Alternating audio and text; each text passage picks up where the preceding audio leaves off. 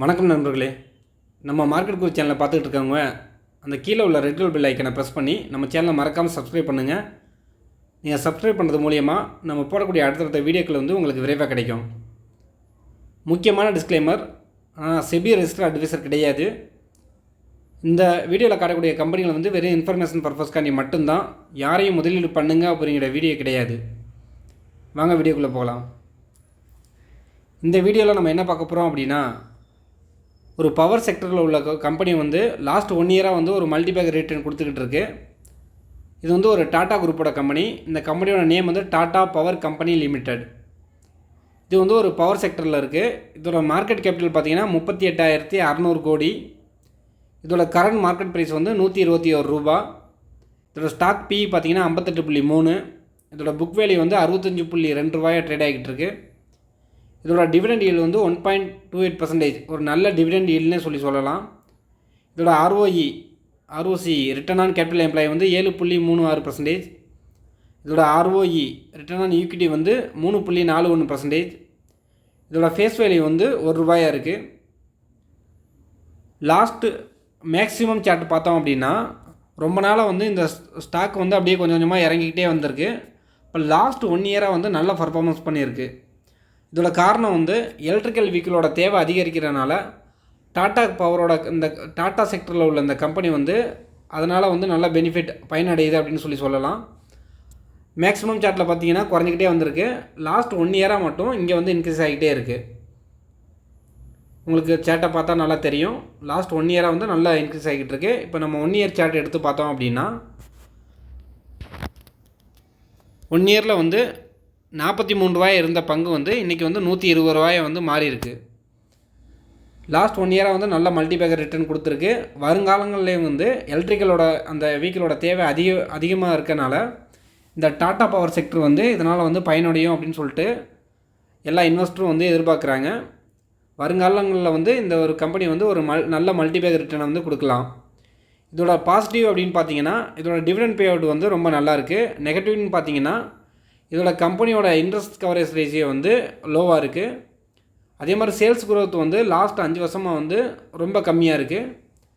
அதே மாதிரி return on equity பார்த்தீங்கன்னா வெறும் 2.14% தான் லாஸ்ட் 3 வருஷமாக இருக்குது. இதோட காம்படிட்டர் கம்பெனி அப்படின்னு பார்த்தோம் அப்படின்னா, Adani green, Adani transmission power grid corporation, NTPC, Adani power, NHPC limited. இது 6வது பெரிய மார்க்கெட் கேபிட்டல் உள்ள கம்பெனி. இப்போ கரண்ட் மார்க்கெட்டில் இது நல்ல ஒரு ஃபோக்கஸ் பண்ணுறாங்க. ஏன்னா எலக்ட்ரிக்கலோட வெஹிக்கிளோட தேவை அதிகமாக இருக்கனால இந்த கம்பெனி ஒரு வருங்காலங்களில் நல்ல மல்டிபேக் ரிட்டர்ன் தரும் அப்படின்னு சொல்லிட்டு எதிர்பார்க்குறாங்க. பவர் செக்டரில் உள்ள ஒரு டாடா குரூப்போட கம்பெனி, அதனால் ஒரு நல்ல ரிட்டர்னை தரும் அப்படின்னு சொல்லிட்டு எதிர்பார்த்துக்கிட்டு இருக்காங்க. இதோட லாஸ்ட் உள்ள சேல்ஸ் லாஸ்ட் 10 வருஷத்தில் உள்ள சேல்ஸ் குரோத் பார்த்தீங்கன்னா 18,928 கோடியிலேருந்து 32,468 கோடியாக கொஞ்சம் கொஞ்சமாக இன்க்ரீஸ் ஆகிக்கிட்டே இருந்திருக்கு.